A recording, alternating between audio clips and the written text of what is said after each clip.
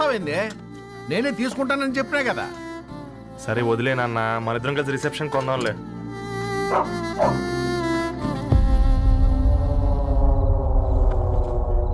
అయ్యో బాబు మీరా? ఓ, పర్లేదు, లోపల రండి. ప్లీజ్, కింద ప్లీజ్, మర్చిపోయాను. come on. పాపం బీరా. ఆ, అంకుల్. రండి రండి రండి రండి. రండి బాబు రండి. కూర్చోండి. కూర్చోండి కూర్చోండి. ఈ టైంలో వచ్చారేంటండి? పొద్దుటి నుంచి పెళ్లి షాపింగ్ చేస్తూ వచ్చేసరికి ఈ టైం అయిందండి. యాక్చువల్లీ మార్నింగ్ డాడీ తెచ్చరమన్నారు. ఏంది బాబు ఇది? డబ్బండి. మా పద్ధతి ప్రకారం మగ పెళ్లివారి బట్టలకు ఆడపెళ్లివారే ఇస్తారండి. ఏంటి బాబు ఇది? మాకు డబ్బులు ఎందుకు? అయినా ఉన్నంతలే మేము కొనుక్కుంటాంలేండి. పర్లేదు ఆంటీ, ఉంచండి. ఇంత బరువు మా మీద ఎత్తొద్దయ్యా, మొయ్యలేం. 5 లక్షలకే ఇలా అంటున్నారు. రేపు మా ఇంటి లక్ష్మి మీ ఇంటికి రాబోతుంది. ఎలా మోస్తారు? నా కూతురులాగా చూసుకుంటానయ్యా. ఏయ్, మాటల సంగతి తర్వాత, ముందు పోయి చాయ్ పెట్టు. 10 అవుతుంది అంకుల్. ఈ టైంలో చాయ్ ఏంటి? ఆంటీ ఉంటే అన్నమే పెట్టండి ఆంటీ. ఈ షాపింగ్లో పడి పొద్దు నుంచి అసలు ఏం తెలియదు. చాలా ఆకలిస్తుంది మాకు. ఉండండి, 2 నిమిషాలు తయారు చేస్తాను. ఆంటీ ఉన్నదే పెట్టండి ఆంటీ. రేపు పెళ్ళాక మా చెల్లికి రోజు స్పెషల్ చేసి పెట్టరు కదా.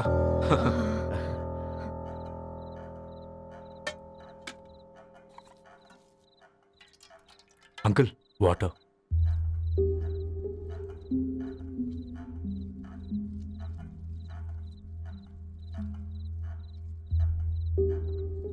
ఏంట్రా అలా కలుపుతున్నావు?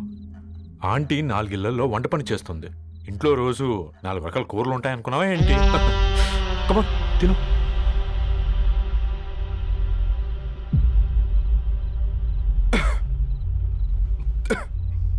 ఏంట్రా కారంగా ఉందా? కూర ఎక్కువ తినకూడదని కారం ఎక్కువ వేసుకుంటారులేరా. కమా.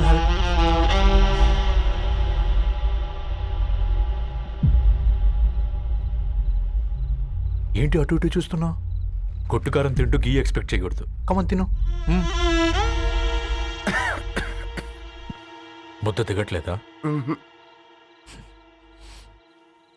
నాకు కూడా దిగట్లేదురా. ఎందుకంటే ఇలాంటి ముద్ద ఈ గొంతుకి అలవాట్లేదు. కానీ అలవాటు చేసుకోవాలి. రేపు పెళ్ళాక మన చెల్లి కూడా ఇదే కదా తినాల్సింది. ఇలా ముద్ద గొంతులో దిగుతుంటే గొంతంతా మంటగా ఉంది, గుండెంతా మంటగా ఉంది. కానీ దానికి తప్పదురా, లైఫ్ లాంగ్ ఇదే తినాలి. ఇదిగో ఇక్కడే పడుకోవాలి. ఏంట్రా అలా చూస్తున్నావు? ఒకే రూమ్ అన్నా? ఫస్ట్ నైట్ వాళ్ళు బయటలు పడుకుంటారా? ఆ తర్వాత ఎలా అన్నా? ఆ తర్వాత అందరూ కలిసే పడుకుంటారా? వాళ్ళు అటు తిరిగి, వీళ్ళు ఇటు తిరిగి. అది అపోలో హాస్పిటల్లో పుట్టిందిరా. దాని పిల్లలు ఆ గాంధీలో పుడతారు. మన పిల్లలు ఆక్రిడ్జ్కి వెళ్తారు. దాని పిల్లలు ఆ బ్రిడ్జ్ పక్కన ఉన్న గవర్నమెంట్ స్కూల్కి వెళ్తారు. పర్లేదు, నాన్న మాటిచ్చాడు కదా, ఫాలో అవుతాం. కానీ రవి, ఒక్క మాట. నువ్వు ఒక పేపర్ బాయ్వి. నీకే ఒక చెల్లుంటే తనొక చిత్తు కాగితాలు ఏరుకునేవాడిని ప్రేమిస్తే పర్వాలేదులే, ఇద్దరూ కలిసి కాలనీలో చిత్తు కాగితాలు ఏరుకుంటారులే అని పెళ్లి చేస్తావా?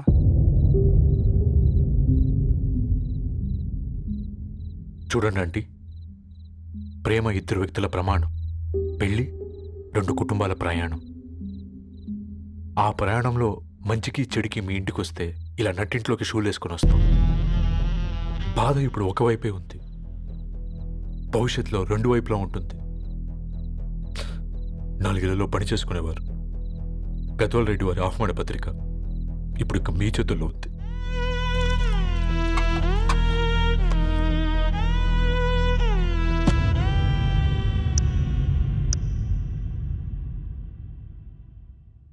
రవి,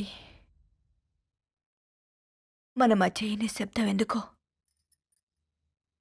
నీకు అర్థమైందారా? వాళ్ళేసిన ఏ ఒక్క ప్రశ్నకి మన దగ్గర సమాధానం లేదు. ఆ పిల్లాడు అడిగాడు, కాగితాలు ఏరుకునేవాడైతే మీరిచ్చేవారా అని. గద్వాల్ రెడ్డి గారి ఫ్యామిలీతో పోలిస్తే మన స్థాయి అదే కదరా. మరి వాళ్ళ బాధను మనం అర్థం చేసుకోవాలి కదరా. మన వాళ్ళ ఇంటికి పోయినప్పుడు టీ తాగితే గొంతులోకి పోలే. ఇప్పుడు వాళ్ళకి ముద్ద గొంతు దిగలా. నీకు గొప్ప జీవితం వస్తుందని సంతోషించాం గాని ఒక అమ్మాయి గొప్ప జీవితాన్ని కోల్పోతుందని ఊహించలేకపోయారా?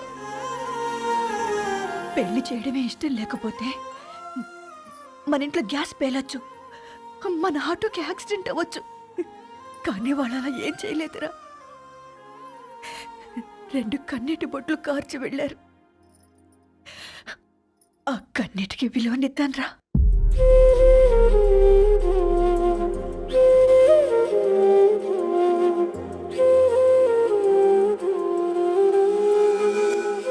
అమ్మ మాటలు నిజం అనిపించాయి. ఈ రోజుల్లో ప్రేమకు స్థాయి భేదం లేదు అనే మాట అబద్ధం అనిపించింది. ఆ రాత్రంతా ఆలోచించాను. ఏ అక్షరాలైతే మమ్మల్ని కలిపాయో అవే అక్షరాల్లో రాసుకున్నాను, తనకు శాశ్వతంగా దూరం కావాలని. నెక్స్ట్ ఏం జరిగిందో ఏం లేదేంటి? తర్వాత ఏమై ఉంటుంది? పిచ్చోడ్లా ఉన్నాడేంటి? శాశ్వతంగా దూరం కావడం ఏంటి?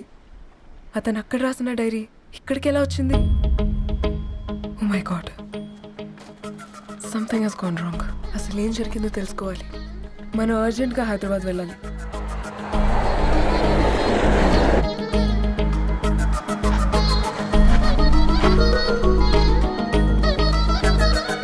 హలో, గద్వాల్ రెడ్డి గారి ఇల్లు. అలా స్ట్రైట్ గా వెళ్ళి లెఫ్ట్ తీసుకోండి.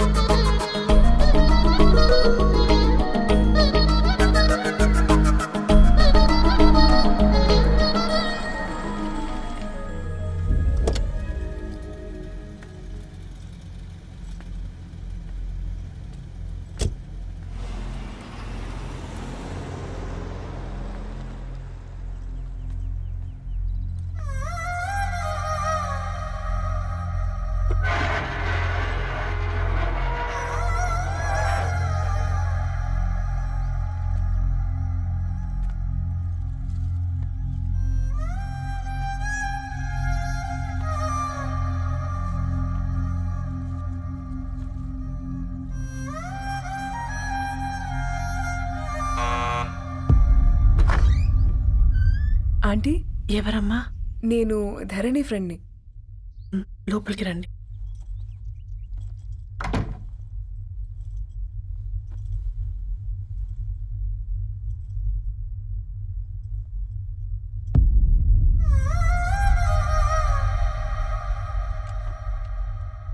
ఎవరమ్మా?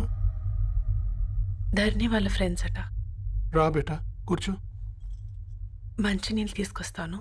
ఆంటీ, వాటర్ వద్దాంటీ, ఒకసారి ధరణిని పిలుస్తారా?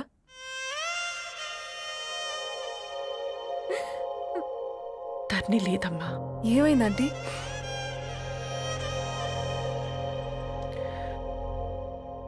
వాళ్ళ అన్నలు దాని మీద ప్రేమతో చేయకుండా పని చేశారు. అది మాకు వేయకుండా శిక్ష వేసింది. వెళ్ళిపోయింది, ఇంట్లో నుంచి వెళ్ళిపోయింది. ఊరుకోండి ఆంటీ, నేను వచ్చి బాధ పెట్టాను. పర్వాలేదమ్మా, బాధ మాలో భాగం అయిపోయింది. ధరణి ఎక్కడుందా ఆంటీ?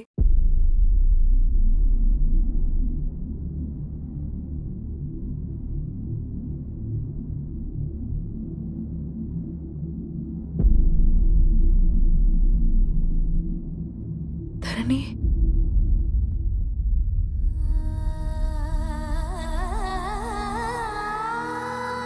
ధరణి, మీరు? నా పేరు మేఘ, ముంబై నుంచి వచ్చాను. మీరిక్కడ ఉన్నారంటే రవి? మీకు రవి తెలుసా? నాకు మీ గురించి కూడా మొత్తం తెలుసు. ఎలా? రవి రాసుకున్న ఈ అక్షరాల ద్వారా. ఇది రవి డైరీ మీకెక్కడ దొరికింది?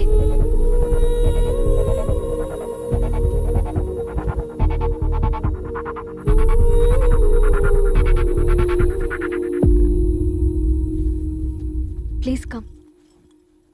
ఈ డైరీ ముంబైకి ఎలా వెళ్ళింది? అసలు రవికి ఏమైందో చెప్పండి.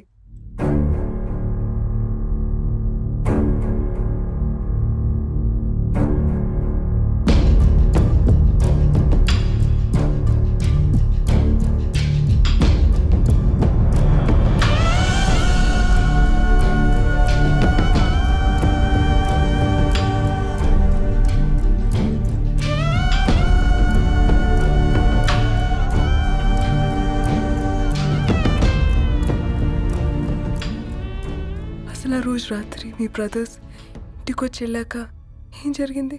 ఆ రోజు వ్యాలంటైన్స్ డే రాత్రి 12 గంటలకి ఇద్దరం కలుద్దాం అనుకున్నాం. కానీ రవి రాలేదు. ఫోన్ చేస్తే కలవలేదు. అందరినీ వద్దనుకుని ఆ రోజు రాత్రి ఊరు వదిలి వెళ్ళిపోయారని తన ఫ్రెండ్స్ ద్వారా తెలిసింది.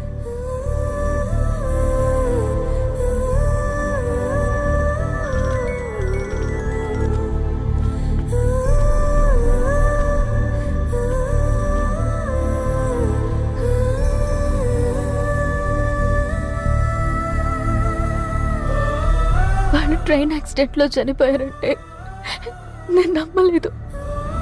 కానీ గుర్తుపట్టలేని స్థితిలో ఉన్న బాడీలను చూసి ఈ కాలనీ వాళ్ళు మాత్రం నమ్మారు.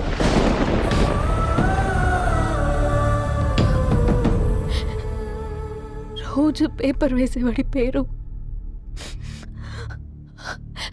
మరుసటి రోజు పేపర్లో వచ్చింది. వాళ్ళు ఊరు వదిలి వెళ్ళిపోవడానికి కారణం మా అన్నయ్యలే అని సత్తి ద్వారా తెలిసింది. ఎందుకు ఇలా చేశారు? నాన్న మీతో డబ్బులు పంపించాడా? ఆ?